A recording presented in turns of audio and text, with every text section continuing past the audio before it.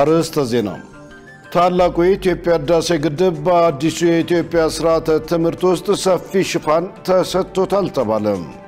በኩላሊት እጥበት መሳሪያ ብልሽት ምክንያት ህክምናውን የሚከታተሉ ዜጎች እንግልት እየደረሰብን ነው አሉ።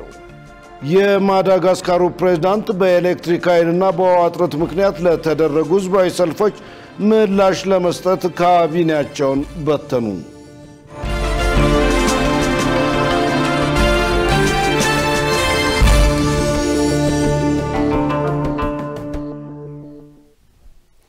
ጤና ይስጥልኝ ክቡራን ተመልካቾቻችን ከኢሳት ነፃ የህዝብ ሚዲያ የሰዓቱ ዜና ተጀምሯል። ትዕግስት ተስፋዬና እኔም ደረጀ ይልማ ዜናውን ወደ እናንተ እናደርሳለን። ለምልክት ቋንቋው ደግሞ ዳዊት ጎሳዬ አብሮናል። ወደ ቀዳሚው ዜና አልፋለሁ። ኢትዮጵያና ጣሊያን የ4.1 ሚሊዮን ዩሮ ስምምነት ተፈራረሙ። ኢትዮጵያና ጣሊያን የሽሬና የጎንደር ሆስፒታሎችን የጤና አጠባበቅ አገልግሎት ለማጠናከር የሚውል የ4.1 ሚሊዮን ዩሮ ስምምነት መፈራረማቸው ተገልጿል። ስምምነቱን የገንዘብ ሚኒስትሩ አህመድ ሺዴና በኢትዮጵያ የጣሊያን አምባሳደር አጉስቲኖ ፓሌሴ ፈርመዋል። በዚህ ወቅት ንግግር ያደረጉት አህመድ ሺዴ ስምምነቱ በተለይም በትግራይና በአማራ ክልሎች በግጭት ምክንያት ለተፈናቀሉ ዜጎች የሚሰጠውን የጤና አገልግሎት ለማሻሻል እንደሚጠቅም ገልጸዋል። በስምምነቱ መሰረት የሚከናወኑ ስራዎችም ከ15 ሚሊዮን በላይ ለሚሆኑ ሰዎች የሚቀርበውን የጤና አጠባበቅ አገልግሎት ለማሻሻል እንደሚያግዙ ተናግረዋል።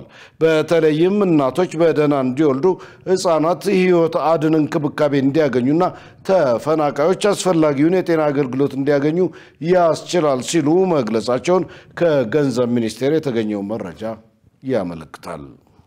ኢትዮጵያ ያነሳችው የባህር በር ጥያቄ ትክክለኛና ወቅቱን የጠበቀ መሆኑን የታሪክ ምሁራን ገለጹ።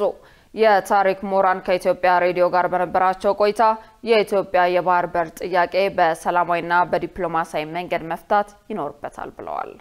በዚህ ወቅት የታሪክ ምሁር ተመስገን ንጉስ በሰላማዊና በዲፕሎማሲያዊ መንገድ ጥያቄዎች መነሳታቸውን አስታውሰው እነዚህ ጥያቄዎች በሰላማዊ መንገድ መፍታት አለባቸው ብለዋል። በተጨማሪም ኢትዮጵያ በቀይ ባህር ላይ የመጠቀም ሙሉ መብት እንዳላትና ዓለም አቀፍ ሕጎች ጭምር ይህንን እንደሚደግፉ አንስተዋል። ከጥንት የኢትዮጵያውያን የስልጣኔ ዘመን ብንነሳ እንኳን እቃን በእቃ በመለዋወጥ በተጀመረው የንግድ ስርዓት ውስጥ እንኳን የባህር በር ወሳኝ ሚና እንደነበረው አስታውሰዋል። በተያያዘም በቀይ ባህር ቀጠና ላይ እየጨመረ በመጣው የጂኦፖለቲካዊ በላይነትና የኢኮኖሚ ተጠቃሚነት ላይ ኢትዮጵያ ሚና ሊኖራት ይገባል ያሉት አምባሳደር ግሩም አባይ የተነሳው ጥያቄ ምላሽ እንዲያገኙ ሁሉም ኢትዮጵያውያን በአንድነት የሚቆሙበት ጊዜ አሁን ነው ብለዋል።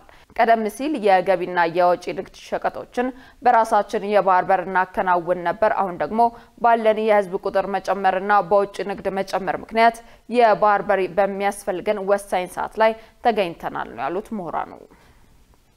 ታላቁ የኢትዮጵያ ህዳሴ ግድብ በአዲሱ የኢትዮጵያ ስርዓተ ትምህርት ውስጥ ሰፊ ሽፋን ተሰጥቶታል ተባለም።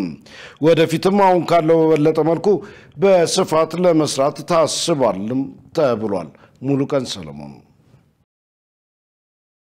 ታላቁ የኢትዮጵያ ህዳሴ ግድብ ከ14 ዓመታት ግንባታ ሂደት በኋላ ሙሉ በሙሉ ተጠናቆ በጳጉሜ 4 ቀን 2017 ዓ.ም መመረቁ ይታወሳል። ኢሳት ነፃ የህዝብ ሚዲያም አሁን ያለው የኢትዮጵያ ስርዓተ ትምህርት አባይና የህዳሴ ግድቡን በተመለከተ ምን ይዘት አካቷል ሲል በትምህርት ሚኒስቴር የማህበራዊ ሳይንስ ስርዓተ ትምህርት ማበልጸጊያ መሪ ስራ አስፈጻሚ የሆኑትን አቶ ኡመር ኢማምን አነጋግሯል። መሪ ስራ አስፈጻሚው እንደተናገሩት ታላቁን የኢትዮጵያ ህዳሴ ግድብ በአዲሱ ስርዓተ ትምህርት ከመጀመሪያ እስከ ሁለተኛ ደረጃ ትምህርት ቤቶች በተለያዩ የትምህርት አይነቶች ውስጥ በማካተት እየተሰጠ ይገኛል። የተካተቱት በተለይ በዜግነት ትምህርት፣ በታሪክ ትምህርት፣ በጂኦግራፊ ትምህርት፣ ህብረተሰብ ሳይንስ፣ አካባቢ ሳይንስ፣ በግብረ ገብ እና እንዲሁም በሌሎች የሳይንስና የቋንቋ የትምህርት አይነቶች በተለያየ አውድ ለምሳሌ በቋንቋ ላይ በግጥም፣ በስነ ጽሁፍ፣ በዲቤት ሊሆን ይችላል እንዲገባ ተደርጓል።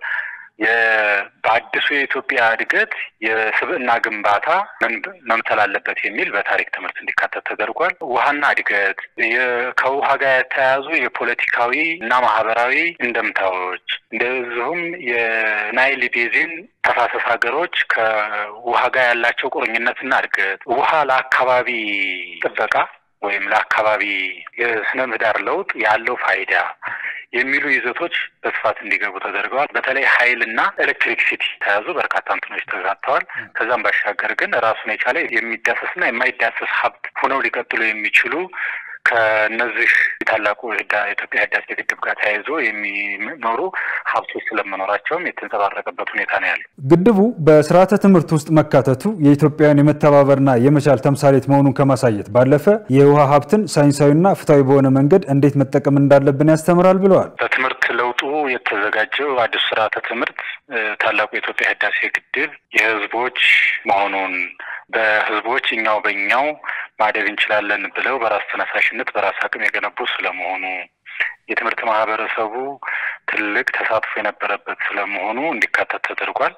ከዛም ባሻገር ደግሞ የኢነርጂና ዋተር ወይም የውሃና ኃይል ዓለም አቀፍ ሳይንሶች ውሃ ለተፋሰስ ሀገሮች የሚሰጠው ፋይዳ ውሃን ወደ ኃይል ማመንጫ በመንቀየርበት ሰዓት አንድ ሀገር አካባቢ ያሉ ጎረቤት ሀገሮች የሚኖራቸው የጋራ ጥቅም የመሳሰሉ ጉዳዮች እንዲካተቱ ተደርጓል። ይሁን እንጂ ከሌሎች በተለይ እንደ ግብጽ ከመሳሰሉ ሀገራት ጋር ሲነጻጸር አባይን በተመለከተ እስካሁን የተከናወኑት ተግባራት በቂ ባለመሆናቸው ወደፊት በስፋት ለመስራት እንደታሰበም ነግረውናል። እንዳጠቃላይ ግን ሌሎች ሀገሮች በተለይ የተፋሰስ ሀገሮቹ እንደነ ግብጽ፣ ሱዳን የመሳሰሉ ሀገሮች ስለ አባይ ዜጎቻቸው ያሰረጹበትን መጠንና ስፋት በእኛ ሀገር ስርዓተ ትምህርትና በእኛ ሀገር ዜጎች በጥልቀት መረጃው ተላልፏል። በትክክል ሰርተን ህብረተሰቡ ዘንድ ያስረጸናል የሚል እምነት ስለሌለን በዛ ደረጃ መስረጽ እንዲችል ማድረግ የምንችልበትን ሁኔታ እንሰራለን።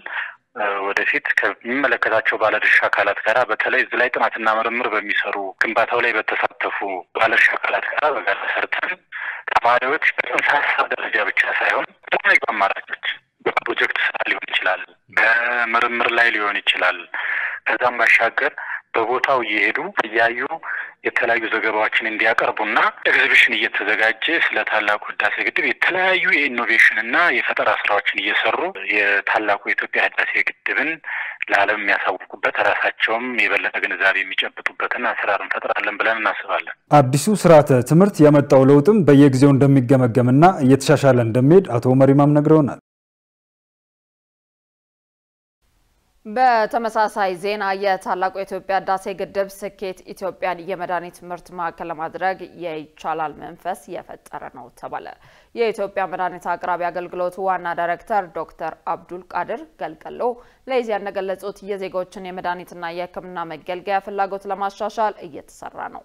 ዳይሬክተሩ በዚህ ወቅት ባለፉት ዓመታት ለጤና ዘርፍ መሻሻል የተወሰዱ የህግና የፖሊሲ እርምጃዎች የሀገር ውስጥን የመድኃኒት ምርታማነት አቅም በማሳደግ በተኪ ምርት አበረታች ውጤት መመዝገቡን አስታውቀዋል። በዚህም የፋርማሲቲካል ኢንዱስትሪዎች ከውጭ የሚገቡትን የመድኃኒትና የሕክምና መገልገያ ምርቶች በሀገር ውስጥ በመተካት 41 በመቶ የገበያ ድርሻ መያዝ ያስቻለ ስኬት ማስመዝገባቸውን ተናግረዋል። ታላቁ የኢትዮጵያ ህዳሴ ግድብ ተጠናቆ ወደ ኃይል አቅርቦት መሸጋገሩ የመድኃኒትና የሕክምና መገልገያ አምራቾችን የምርታማነትን አቅም በማሳደግ ተደራሽነትን ለማስፋት ትልቅ ብስራት መሆኑን ገልጸዋል። የታላቁ የኢትዮጵያ ህዳሴ ግድብ ስኬት ኢትዮጵያን የመድኃኒት ምርት ማዕከል ለማድረግ የይቻላልን መንፈስ የፈጠረ መሆኑን ገልጸው በዚህ ረገድ የግሉን ዘርፍ የሚያበረታታ ነው ብለዋል። የአዲስ አበባ ደንብ ማስከበር ባለስልጣን በትምህርት ቤቶች አካባቢ አዋኪ ድርጊት የሚፈጽሙ አካላት ከድርጊታቸው እንዲታቀቡ አሳሰበም። ባለስልጣኑ ከባለድርሻ አካላት ጋር በትምህርት ቤቶች አካባቢ የሚፈጸሙትን አዋኪ ድርጊቶች ለማስቀረት ያለመ ውይይት አካሂዷል። የአዲስ አበባ ደንብ ማስከበር ባለስልጣን ዋና ስራ አስኪያጅ ሻለቃ ዘሪሁን ተፈራ በውይይቱ ላይ እንደገለጹት መድረኩ አዋኪ ተግባራት በትምህርት ቤቶች ላይ ምን አይነት ጉዳት እንዳላቸው ግንዛቤ ለመፍጠር የተደረገ መሆኑን አብራርተው አምራችና ብቁ ዜጋ ለመፍጠር በትምህርት ቤቶች አካባቢ የሚፈጸሙትን አዋኪ ድርጊቶች ማስቀረት ያስፈልጋል ብለዋል። ለዚህም ባለስልጣኑ በትምህርት ቤቶች አካባቢ ተማሪዎችን የተለያዩ ሱስ የሚያስይዙ እጾችንና ያልተገቡ ቪዲዮዎችን ለማስቀረት ከባለድርሻ አካላት ጋር እየሰራ እንደሚገኝ ተናግረዋል።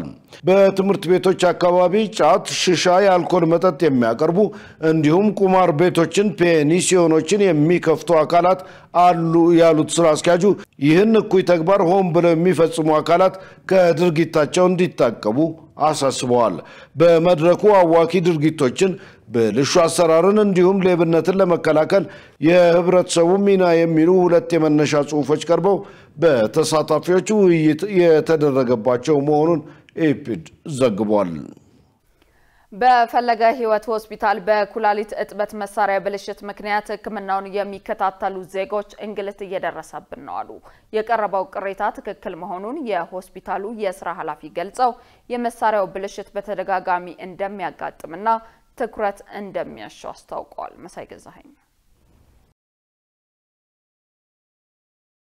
በኢትዮጵያ ውስጥ ከ400,000 በላይ የኩላሊት ህሙማን የኩላሊት እጥበት ዳያሊሲስ እንደሚያስፈልጋቸው መረጃዎች ይጠቁማሉ። ህክምናውን እያገኙ ያሉት ግን ከ5,000 እንደማይበልጡ ይነገራል። በአማራ ክልል ባህር ዳር ከተማ በፈለገ ህይወት ሆስፒታል የኩላሊት እጥበት የሚደረግላቸው ታካሚዎች ተደጋጋሚ ብልሽት በሚያጋጥመው የኩላሊት እጥበት መሳሪያ ምክንያት አገልግሎቱን በአግባቡ እንደማያገኙ ለኢሳት ነፃ የህዝብ ሚዲያ ቅሬታ አቅርበዋል። ሆስፒታሉ ቀደም ሲል 12 እጥበት የሚሰጥ መሳሪያ ቢኖሩትም ረጅም ጊዜ በማገልገላቸው ምክንያት በተደጋጋሚ ብልሽት ያጋጥማቸዋል።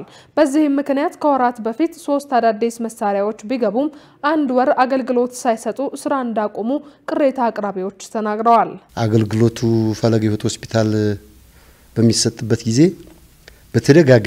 በተደጋጋሚ በቂ አገልግሎት ያገኘን ባለመሆኑና በዚህ ምክንያትም ሰዎች ለሞት፣ ለእንግልት፣ ለስደት በመዳረጋችን ችግሩንም እንዲፈታ ቅርብ ላለው የጤና ቢሮ በተደጋጋሚ ያመለከትን ለሆስፒታሉ ስራ አስጋጅ እና ለሚመለከታቸው የመንግስት አካላትም በየጊዜው አመለከትን።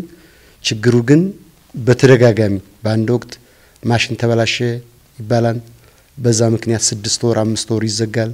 ከህመሙ ችግር አኳያ ሳምንት 2 ሳምንት ወር የሚሰድ አይደለም በሽታው በአንድ ቀን በሁለት ቀን አሁንኛ ተሯሩጠን ነው የደረስን እንጂ የለንም ነበር። አሁን 2 ቀን ስናደር ይው ተንቀሳቀስነ መጣን ለዚህ አሁን ነገ ደግሞ የለንም። እንደዚህ አይነት ድክመት ስላለ ይሄን ደካማነታችን ስለሚያውቁ ከዚያ የሆነ ነገር ሲፈጠር በቃ ሁላችን እንበተናለን፣ ይዘጋል መስሪያ ቤቱ። አሁን ካለን ሰዎች እነሱ ገልጸውታል። እኔ 3 አመቴ ነው በዚህ በሽታ እንትን ካልኩኝ ከዛ በፊት የነበሩ ሰዎች ጠቅላላ የሉም። አጠቃላይ ሁሉም አልቀዋል። እንደው ያለህንበት ቦታ የለም። ግን ይሄን አቤቱታ በማቅረባችን እንደው እየተጠቆርን ያለን ሰዎች ነን። እኛ ምንለው አሁን እኛ ጓደኞቻችን ሙተዋል። እኛ ጋር ሲታከሙ የነበሩ ሰዎች ጉልበት የሌላቸው በኦክሲጅን ላይ ናቸው። ገበሬዎች አሁን ወደ 8-9 ሰው ኦክሲጅን ላይ ነው ያለው። እኛ አሁን ነፍሳችን ለማምለጥ ነው የመጣን ነው። ስለዚህ አሁን አንደኛ በግል ይሁንልን ጨራታው ወጥቶ፣ ሁለተኛ አይ በግል ካንሰጥም ካሉ ደግሞ እቃው የኩላሊት እጥበት ተብሎ ሰው ተሰጥቶት ከሙስናና ከስርቆሽ ነፃ የሆነ ሰው ተሰጥቶና እስንሞት ድረስ እየከፈልን መታከም አለብን። ሌላው እኮ በነፃ ነው የሚታከመው። ስለዚህ መንግስት በፈለገ ህይወት ሆስፒታል ችግሩ እንዳለ የተናገሩት በሆስፒታሉ የኩላሊት ህሙማን ክትትል አስተባባሪ ዮሴፍ ሲሳይ መሳሪያዎቹ ያለ እረፍት ያገለገሉ ስለሆነ ተደጋጋሚ ብልሽት እንደሚያጋጥማቸው ተናግረዋል። ከሜን ወሎ ጀምሮ እስከ ቤኒሻንጉል ጉሙዝ ክልል ያለውን አካል አገልግሎት የሚሰጥ ማዕከልና በክልሉ ደግሞ ብቸኛ የመንግስት ተቋም በመሆኑ ጫና ይበዛባቸዋል ማሽኖቹ። ስለዚህ ትኩረት የተነፈገው ነው። እዚያችን ሆስፒታል የሉም አሁን ፔሸንቶች። ምናልባት ግን አዳዲስ እንደዚህ አዳዲስ ችግር ገና እየታወቀ እየገጠማቸው የሚመጡ ፔሸንቶች ይኖራሉ። በሪፈር የሚገቡ ቋሚ የዲያሊሲስ ፔሸንቶች ከ30 በላይ የሚሆኑ ቋሚ ጥረት የሚደረግላቸው ነበሩ። እሱም አገልግሎት በሚያገኙበት ቦታ ሪፈራይት ብለናቸው መፍትሄ የሚሆነው አማራጮችን ማብዛት ነው።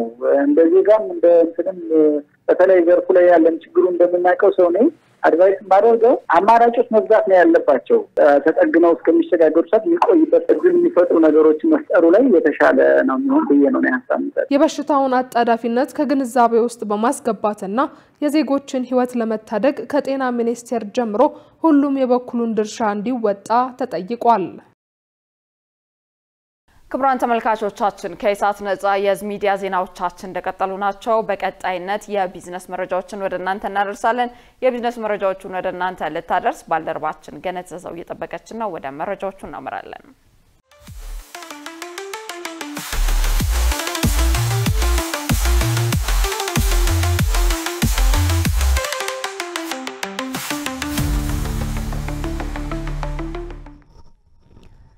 ሰላም ጤና ይስጥልን ተመልካቾቻችን ከኢሳት ነጻ የህዝብ ሚዲያ ለዕለቱ ያዘጋጀናቸውን የቢዝነስና የኢኮኖሚ መረጃዎችን ወደ እናንተ እናቀርባለን። ከዘገባዎቹ ጋር ገነት ዘዘው ነኝ። አብራችሁን ቆዩ።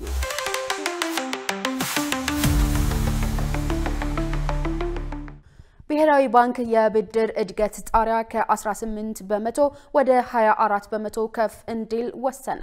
የብሔራዊ ባንክ የገንዘብ ፖሊሲ ኮሚቴ አሁን እየታየ ያለውን የዋጋ ግሽበት የመርገብ አዝማሚያ ለማስቀጠልና የፋይናንሱን ዘርፍ ጤናማነት ለመጠበቅ በሚል የባንኮችን የብድር እድገት ጣሪያ ሙሉ ለሙሉ ከማንሳት ይልቅ ለጊዜው ከ18 በመቶ ወደ 24 በመቶ ከፍ እንዲል ከውሳኔ መድረሱን አስታውቋል። ይህ ለውጥ የተደረገው በመስከረም ወር ላይ ገደቡ ሙሉ በሙሉ ሊነሳ ይችላል በሚል ግምት ሲጠበቅ የነበረ ቢሆንም ኮሚቴው የገደቡ መነሳት የብሔራዊ ባንክን የገንዘብ ፖሊሲ አቋም ለማመልከትና የገንዘብ ፖሊሲ መዋቅሩን የተሻለ ለማድረግ እንደሚያግዝ አስረድቷል። ኮሚቴው ባወጣው መግለጫ የብሔራዊ ባንክ የፖሊሲ ተመንም አሁን ባለበት 15 በመቶ እንዲቆይ ወስኗል። ለተቀማጭ ሂሳብ አገልግሎትና ለብድር አገልግሎት የሚከፈሉ የወለድ ተመኖች እንዲሁም ባንኮች በብሔራዊ ባንክ የሚያስቀምጡት የግዴታ መጠባበቂያ ምጣኔ በነበሩበት እንዲቀጥሉ መወሰኑም ተገልጿል። የገንዘብ ፖሊሲ ኮሚቴው በዘርፉ ያለውን መሻሻል ጠቅሶ ዓመታዊ የዋጋ ግሽበት በተከታታይ እየቀነሰ በመምጣት በነሐሴ ወር 2017 ዓ.ም መጨረሻ 13.6 በመቶ መድረሱንም አስታውቋል። ቡናን በጥራት አዘጋጅቶ ለውጭ ገበያ በማቅረብ የዘርፉን ገቢ ለማሳደግ እየተሰራ መሆኑን የኢትዮጵያ ቡናና ሻይ ባለስልጣን ገለጸ። የቡሌ ሆራ የቡና ምርት ጥራት ምርምርና ሰርቲፊኬሽን ማዕከል በዛሬው ዕለት ተመርቆ ለአገልግሎት ክፍት ሆኗል። የኢትዮጵያ ቡናና ሻይ ባለስልጣን ዋና ዳይሬክተር ዶክተር አዱኛ ደበላ በወቅቱ እንዳሉት በተያዘው ዓመት ከ600,000 ቶን በላይ ቡና ለውጭ ገበያ በማቅረብ የዘርፉን የገቢ አቅም ለማሳደግ እየተሰራ ነው ብለዋል። በዚህም 12 የጥራትና ሰርቲፊኬሽን ማዕከላት በመገንባት የቡናን ጥራት በማስጠበቅ ለውጭ ገበያ ለማቅረብ እየተሰራ መሆኑን ተናግረዋል። ዛሬ ተመርቆ ወደ ስራ የገባው የቡሌ ሆራ የቡና ምርት ጥራት ምርመራና ሰርቲፊኬሽን ማዕከል ከእነዚህ አንዱ መሆኑን ጠቅሰዋል። ከዚህ ባለፈም ቡና የሚያለሙ አርሶ አደሮች ምርታቸውን በተሻለ ዋጋ ለገበያ በማቅረብ ተጠቃሚ እንዲሆኑ ድጋፍ እየተደረገ ስለመሆኑም ተናግረዋል። አዲስ የተከፈተው ማዕከልም የጉጂ ቡና ተፈጥሯዊ ጣዕሙን ጠብቆ ለማዕከላዊ ገበያ እንዲቀርብ የጎላ ሚና አለው ሲሉ ያነሱት ደግሞ የምዕራብ ጉጂ ዞን ዋና አስተዳዳሪ አቶ አዱላ ህርባዬ ናቸው። የቡናን ግብይት በማቀላጠፍ ባለፈው ዓመት ከ85,000 ቶን በላይ ቡና ለማዕከላዊ ገበያ መቅረቡን አንስተው ተግባሩን በማሳደግም በተያዘው በጀት ዓመት የተሻለ የቡና ምርት ለማቅረብ የተጠናከረ ጥረት ይደረጋል ማለታቸውን ኢዜአ ዘግቧል። ቪዛና ሳንቲም ፔይ በኢትዮጵያ 20,000 የፖስ የክፍያ መሳሪያዎችን ለማሰራጨት ከስምምነት መድረሳቸው ተገለጸ። በዲጂታል ክፍያ ዓለም አቀፍ መሪ የሆነው ቪዛና የኢትዮጵያ የፋይናንስ መፍትሄዎች ድርጅት ሳንቲም ፔይ ፋይናንሻል ሶሉሽን አክሲዮን ማህበር በሀገሪቱ የዲጂታል ክፍያ መሰረተ ልማት ለማስፋፋት የሚያስችል የስትራቴጂያዊ አጋርነት ስምምነት ማድረጋቸውን አስታውቀዋል። ይህ ስምምነት ሳንቲም ፔይ በብሔራዊ ባንክ ስር ባለው ስርዓት መሰረት 20,000 በዝቅ ተኛ ወጪ የሚሸጡ መሳሪያዎችን በመላው ኢትዮጵያ ለማሰራጨት ያለመ መሆኑ ተጠቁሟል። ይህ ትብብር በምስራቅ አፍሪካ በቪዛ የተደገፈ የመጀመሪያው የፋይናንስ አጋርነት ፕሮግራም ሲሆን በኢትዮጵያ የፖስት ስርጭትን በከፍተኛ ደረጃ በማሳደግ የነጋዴዎችን የክፍያ ተቀባይነት በማስፋትና የፋይናንስን አካታችነት በማጎልበት ረገድ ትልቅ ምዕራፍ እንደሆነ ተገልጿል። የአጋርነት ስምምነቱ የተፈረመው በቪዛ ኮኔክተር ኢትዮጵያ ዝግጅት ላይ ሲሆን ይህም የክፍያ የባንክና የፊንቴክ ዘርፍ ባለድርሻ አካላት ስለ ኢትዮጵያ ዲጂታል ክፍያ የወደፊት ሁኔታ ለመወያየት በተሰባሰቡበት ወቅት መሆኑ ተገልጿል። ቪዛ ከ200 በላይ በሚሆኑ ሀገራትና ግዛቶች ውስጥ የሚደረጉ ግብይቶችን በማመቻቸት ዓለም አቀፍ የዲጂታል ክፍያ መሪ መሆኑን የዘገበው ካፒታል ጋዜጣ ነው።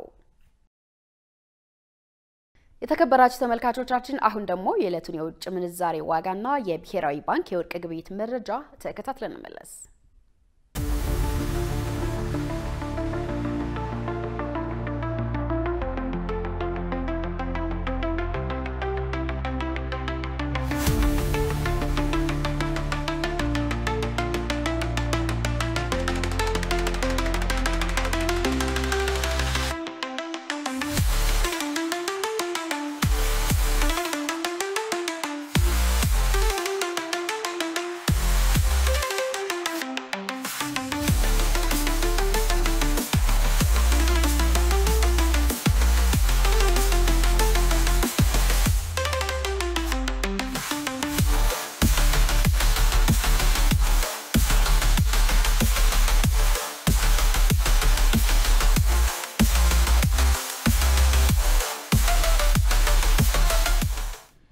የተከበራችሁ ተመልካቾቻችን ለዕለቱ ያዝናቸው የቢዝነስና የኢኮኖሚ መረጃዎች ይህን ይመስላሉ። ወደ ቀጣይ ዜና ላሳልፋችሁ።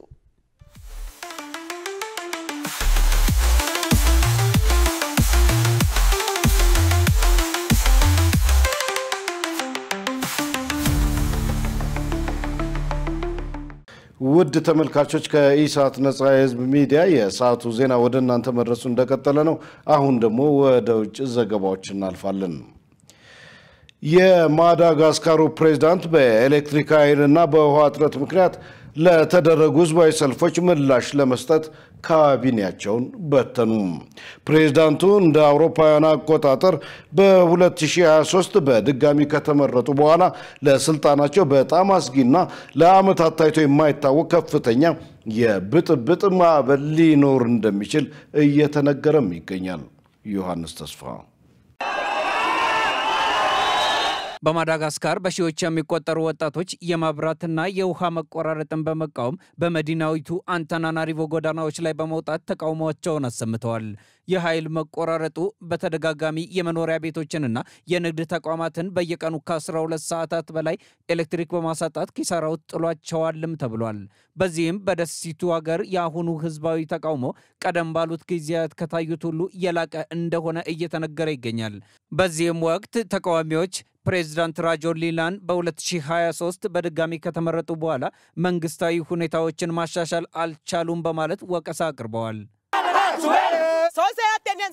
They say we are TikTok generation, a generation of idiots. እኛን የቲክቶክ ትውልድ ናችሁ፣ ደደብ ትውልድ ናችሁ በማለት ብቻ ስለ ሀገራችን ችግር እንድንናገር አይፈቅዱልንም። መልእክቴ ላንተ ነው ክቡር ፕሬዝዳንት አንድሪው ኤልጆሊና። ሰልፉን በትንሃል ይሁን፣ ግን እኛ ወጣቶች ለሀገር ስንታገል አንተ ከለከልከን። People fight for the country, you stop us. በሰልፉ ላይ ብዙዎች ፕሬዝዳንቱ አሁኑኑ ከስልጣን እንዲለቁ እየጠየቁም ይገኛሉ።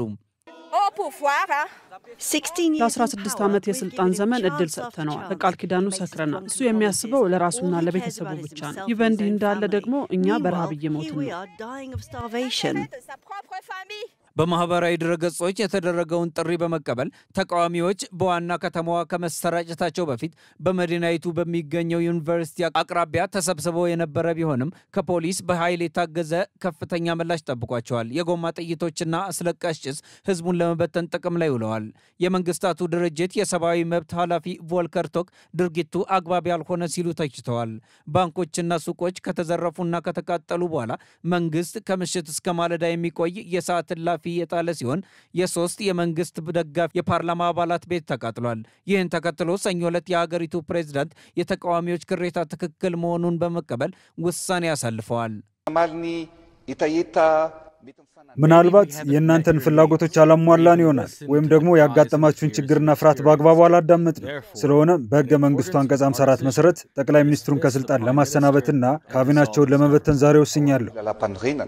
ወደ ጎዳና የወጡትን ወጣት ተቃዋሚዎች ለማረጋጋት መንግስት ካቢኔውን መበተኑ በቂ ነው ወይ የሚለው ወደፊት የሚታይ ይሆናል። ነገር ግን ፕሬዝዳንቱ ከወጣቶች ጋር ለውይይት ጊዜ እንደሚፈልጉ ተናግረዋል። የተባበሩት መንግስታት ድርጅት በተቃውሞ ሳቢያ ቢያንስ 22 ሰዎች መሞታቸውንና ከ100 በላይ ሰዎች መቁሰላቸውን አሳውቀዋል። ባለፈው ሳምንት የጀመረውና እስካሁንም የቀጠለው ህዝባዊ ተቃውሞ በዋናነት በወጣቶች የተመራ ሲሆን በዋና ከተማዋ አንታናናሪቮ የኑሮ ሁኔታ መባባሱ ደግሞ አመጹን እንዲባባስ አድርጎታል። መረጃውን ስናጠናቅር አልጀዚራን በዋቢነት ተጠቅመናል። ቭላድሚር ፑቲን በኃይል የተደገፈ የወታደር ምልመላ ለማካሄድ ማቀዳቸውን ተከትሎ አውሮፓና ሩሲያ ሰላም አይኖራቸውም ስትል ጀርመን ስጋቷን ገልጻለች። ዩክሬን በበኩሏ ከሩሲያ የሚቃጣውን የአየር ጥቃት ለመከላከል የጋራ መከላከያ እንዲቋቋም ጥሪ አቅርባለች። ሸሪፍማ አውሮፓና ሩሲያ ሰላም ሁኔታ ላይ አይደሉም ሲሉ የጀርመኑ ቻንስለር ፍሬድሪክ መርዝ አስጠነቀቁ። ቻንስለር መርዝ በነጻነታችን ላይ ጦርነት አውጃለች ሲሉ ወቀሳ ሰንዝረዋል። የቻንስለር ወቀሳ የተሰማው የሩሲያው ፕሬዝዳንት ቭላድሚር ፑቲን በ10 ዓመታት ውስጥ ከፍተኛ የተባለ በግዴታ የሚመለመሉ 135,000 ዕድሜያቸው ከ18 እስከ 30 የሆኑ ወጣቶች ጦሩ እንዲቀላቀሉ ማዘዛቸውን ተከትሎ ነው። ምሽት ላይ ሱሚ በተባለ ስፍራ በደረሰ ጥቃት 4 የአንድ ቤተሰብ አባላት ተገለዋል። ሩሲያ እንዳለችው በዩክሬን ምስራቃዊ ክፍል በዶኔስክ ግዛት 2 ግንባሮችን መቆጣጠሯን አስታውቃለች። በሌላ በኩል በርካታ የኔቶ አባል ሀገራት የአየር ክልላቸው በሩሲያ እየተጣሰ መሆኑን እያወሱ ነው። ይህንን ተከትሎ ዴንማርክ 2 የአውሮፓ ስብሰባዎች ከመካሄዳቸው በፊት የሲቪል ድሮኖች እንዳይበሩ ክልከላ አድርጋለች።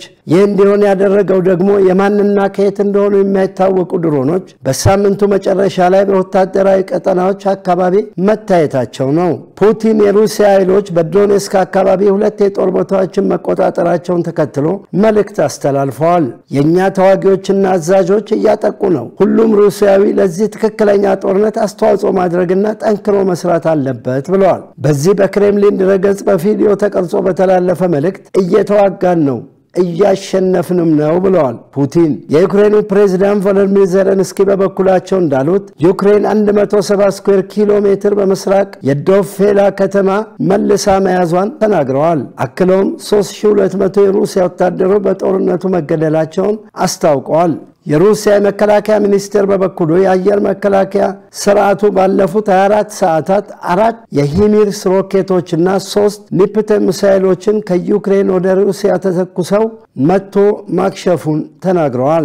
የጀርመን መከላከያ ሚኒስትር ቦሪስ ፒስቶሪየስ ደግሞ የቦልቲክን አካባቢ ለመከላከል ጀርመን ዝግጁ ናት፣ በኃላፊነት በተሞላውና በተባበረ መንገድ ለሩሲያ ማስፈራሪያ ምላሽ እንሰጣለን ብለዋል። አክለውም ሩሲያ ዋነኛዋና ቀጥተኛ የኔቶ ስጋትም ናት ብለዋል። የሊቱዌኒያ መከላከያ ሚኒስትር ዶቬል ሳካይሊኒ በበኩላቸው ሩሲያ በቅርብ ጊዜ ያደረገችው ትንኮሳ በተለይም የሊቱዌኒያን የአየር ክልል መጣስን ተከትሎ ኔቶ የአየር ላይ ፖሊስ ከመሆን ይልቅ የአየር ተከላካይ ሊሆን ይገባል ብለዋል። የፖላንዱ መከላከያ ሚኒስትር ዋልዳይስላው ኮሲና-ኮሚየዝ ፖላንድ በአውሮፓ ህብረትና በዩክሬን መካከል የድሮን ቴክኖሎጂ ትብብር ተደርጎ ማየት ትፈልጋለች ብለዋል። ቮሎዲሚር ዜሌንስኪ ከሩሲያ የሚሰነዘረውን ጥቃት ለመከላከል የጋራ የሆነ የአየር መከላከያ እንዲቋቋም ሐሳብ አቅርበዋል። 4 ከሩሲያ ጋር ድንበር የሚጋሩ የኔቶና የአውሮፓ ህብረት አባል ሀገራት ደግሞ ወሳኝ የሆኑ የኤነርጂ ተቋሞቻቸውንና የኃይል ማመንጫዎቻቸውን ከሩሲያ ከሚሰነዘር የድሮን ጥቃት ለመከላከል የኮንክሪት አጥርና የድሮን መከላከያ መረብ ለመዘርጋት አቅደዋል ተብሏል። ዜናውን ስናዘጋጅ ኢንዲፔንደንትና አልጀዚራን በመረጃ ምንጭነት ተጠቅመናል። ክቡራን ተመልካቾቻችን ከኢሳት ነጻ የሚዲያ ዜናዎቻችን በዚሁ ተጠናቀዋል። ትዕግስት ተስፋዬና እኔም ደረጀ ይልማ ዜናውን ወደ እናንተ አድርሰናል። ለምልክት ቋንቋውም እንደዚሁ ዳዊት ጎሳዬ አብሮን ቆይቷል። ከቀሪ የኢሳት ዝግጅቶች ጋር ሰናይ ጊዜ